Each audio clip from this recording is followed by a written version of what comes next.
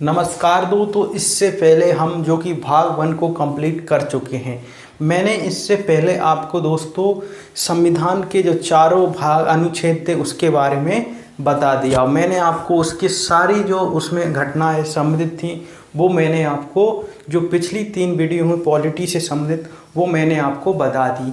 ठीक है, तो आप यदि वो वीडियो नहीं देखे हैं तो पहले उन वीडियो को देखिए, बाद में आप इस वीडियो को देख लेना।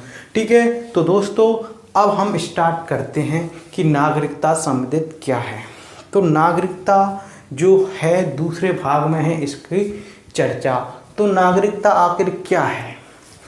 तो नागरिकता दोस्तों किसी देश के द्वारा अपने जो व्यक्ति जो निवास करते हैं उनके लिए कुछ अधिकार होते हैं। ठीक है, और उन्हीं अधिकार को क्या कहा जाता है दोस्तों? नागरिकता कहा जाता है। ठीक है, क्या कहा जाता है? नागरिकता कहा जाता है। नागरिकता एक देश की होती है, राज्य की नहीं होती है। राज्य के केवल हम क्या होते हैं दोस्तों? नागरिक ना होकर वहाँ के केवल हम क्या है? निवासी हैं। क्या है? निवासी हैं। नागरिकता तो हमारी किसके पास है? तो ये हमारी नागरिकता जो है दोस्तों ये हमारी किसके पास है? तो ये हमारे देश की नागरिकता है। तो हमारे जो भारत है इसकी जो नागरिकता है वो कैसी है? इकहरी नागरिकता है। कैसी है? इकहरी नागरिकता है।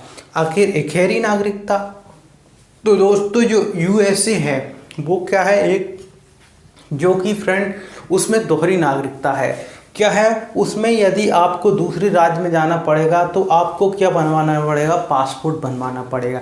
लेकिन हम जो है भारत में जितने भी राज्य हैं उनमें क्या कर सकते हैं? जैसे कि 28 राज्य हैं, तो 28 राज्यों में आप दोस्तों कहीं पर भी क्या हो बिना उसके पासपोर्ट के जा सकते हैं भारत में। ठीक है, कोई भी आपसे रोक नहीं सकता है। लेकिन यूएसए में ऐसा नहीं है। भारत में इकहरी नागरिकता है, वहाँ पर दोहरी नागरिकता है। वहाँ पर राज्य की नागरिकता अलग होती है और देश की नागरिकता अलग होती है। तो इस प्रकार से ये नागरिकता है। तो नागरिकता मैंने आपको बताया कि ये एक देश की होती है बल्कि राज्य की नहीं होती है। तो सबसे पहले अपन ने ये बात तो सिटीजनशिप से संबंधित जो पहला जो नियम है यानी नागरिकता से संबंधित जो पहला अधिनियम आया तो वो आया 1955 में। कब आया? 1955 में। ये हमारा नागरिकता से संबंधित क्या आया? अधिनियम आया। संशोधन नहीं आया। संशोधन का मतलब उसमें सुधार करना होता है। ठीक है, तो अधिनियम आया सबसे पहले। ठीक है, तो अधिनियम 1955 में आया। और जो कि संशोधन कब हुआ? तो संशोधन हुआ था दोस्तों संशोधन। ठीक है, तो संशोधन जो हुआ दोस्तों वो 1986 को हुआ। पहली बार जो नागरिकता में जो संशोधन हुआ वो 1986 में हुआ था। तो दोस्तों अपन पहले अनुच्छेद ये सब बात कर चुके हैं। आज हम बात करेंगे जो नागरिकता की चर्चा दी गई है वो किस अनुच्छेद से कहाँ तक है। तो अनुच्छेद 5 से लेकर कहाँ से लेकर 5 से लेकर 11 तक आपकी क्या है? नागरिकता है। कहाँ तक? 5 से लेकर 11 तक है। जबकि हमने राज्य एवं संघ क्षेत्र का क्या है? ये हमारा पहला भाग है जिसे 1 से 4 तक है और 5 से 1 तक आपकी नागरिकता है यानी कि सिटीजनशिप है। ठीक है, तो इसके बारे में हम बात करते हैं नागरिकता। तो नागरिकता का जो पहला अनुच्छेद है यानी कि आर्टिकल है, तो आर्टिकल जो फर्स्ट क्या कहता है? तो आर्टिकल जो फर्स्ट कहता है दोस्तों जो प्रारंभ में जो नागरिकता मिली लोगों को किस प्रकार से मिली? जब से संविधान लागू हुआ यानी कि प्रारंभ में नागरिकता की बात की गई है किसमें? अनुच्छेद 5 में। किसमें? अनुच्छेद 5 में प्रारंभ की नागरिकता की बात की गई है। प्रारंभ में नागरिकता मतलब दोस्तों जैसे ही हमारा देश आज़ाद हुआ, ठीक है, तो जैसे ही जो लोग हमारा आज़ाद हुआ तब से भारत में रह रहे हैं और संविधान लागू हुआ हमारा 1950 में। कब हुआ? 1950 में। यदि उससे पहले हमारे जो व्यक्ति रह रहे हैं तो उनको नागरिकता स्वतः ही प्राप्त हो जाएगी। ठीक है, उनको क्या है? नागरिकता स्वतः ही प्राप्त हो जाएगी। ये पहला जो हमारा जो 5वां अनुच्छेद है वो कह रहा है। तो क्या कह रहा है कि जो व्यक्ति जो प्रारंभ में नागरिकता, ठीक है, तो प्रारंभ में नागरिकता नागरिकता के बारे में, ठीक है, संविधान लागू होने तक, ठीक है, प्रारंभ में जो नागरिकता है की बात कही गई है, ठीक है। तो प्रारंभिक नागरिकता के बारे में बात की गई है किसमें, अनुच्छेद 5 में। यानी कि हमारा जो संविधान लागू होगा वहीं से आपको, यदि आप संविधान, जैसे ही हमारा देश आज़ाद हुआ था, यदि आप भारत में रह रहे हैं तो आपको नागरिकता प्राप्त हो जाएगी, ठीक है। और इसी प्रकार से आपको जो बच्चे हैं उनको भी क्या है, नागरिकता प्राप्त होती रहेगी, क्योंकि आप जो है 1947 के बाद से ही हम भारत में रह रहे हैं। हमारा भारत 15 अगस्त 1947 को आज़ाद हुआ था, ठीक है। तो प्रारंभ में नागरिकता की बात किसमें कही गई है, तो प्रारंभ में नागरिकता की बात अनुच्छेद 5 यानी कि आर्टिकल 5 में कही गई है। नेक्स्ट है, और नेक्स्ट है आपका दोस्तों जो आर्टिकल 6। तो आर्टिकल 6 ये है कि जो लोग पाकिस्तान से, कहाँ से, पाकिस्तान से, ठीक है, पाकिस्तान से, तो जो पाकिस्तान से जो लोग भारत में आए, कहाँ से, पाकिस्तान से जो लोग भारत में आए, उनकी नागरिकता के बारे में बात किसमें की गई, 6 में।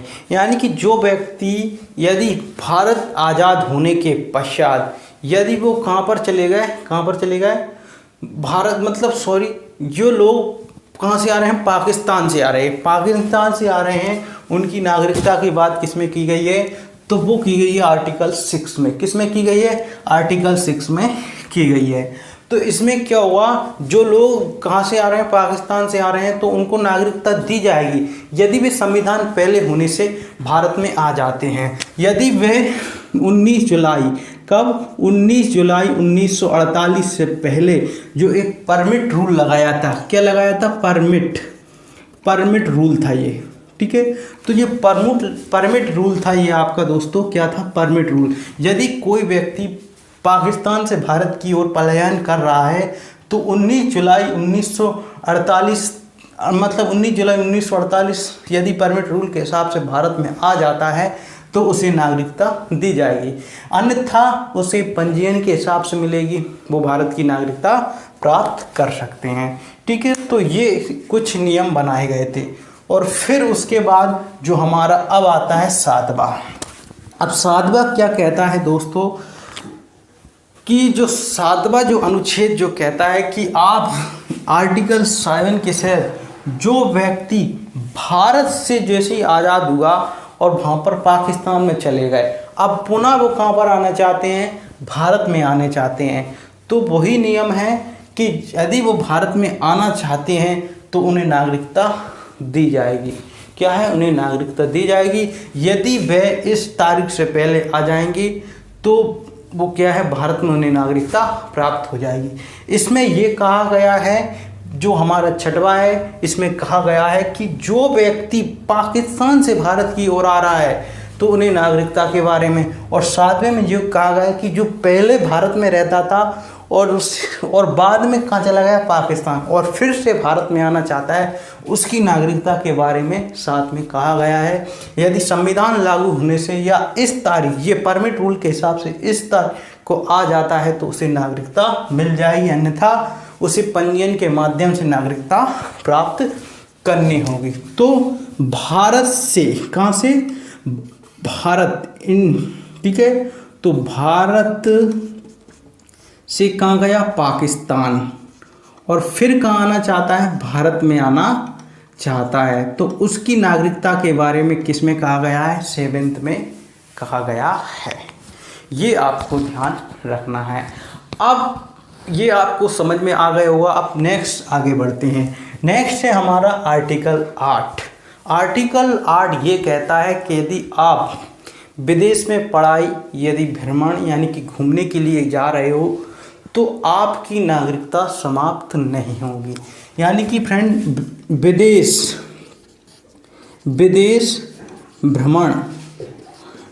भ्रमण एंड घूमने के लिए, क्या है, घूमने के लिए जा रहे हो, ठीक है, विदेश भ्रमण या घूमने के लिए या नौकरी करने के लिए, ठीक है, नौकरी करने के लिए जा रहे हो तो आपकी नागरिकता समाप्त नहीं होगी। ये कौन सा अनुच्छेद कहता है? आर्टिकल 8 कहता है। कौन सा? आर्टिकल 8 यही कहता है कि यदि आप विदेश भ्रमण के लिए जा रहे हैं तो आपकी नागरिकता समाप्त नहीं की जाएगी। ये आपको ध्यान रखना है। ठीक है, ठीक है। तो आप विदेश भ्रमण करोगे तो आपकी कोई नागरिकता नहीं छीन सकता है। तो ये आपको ध्यान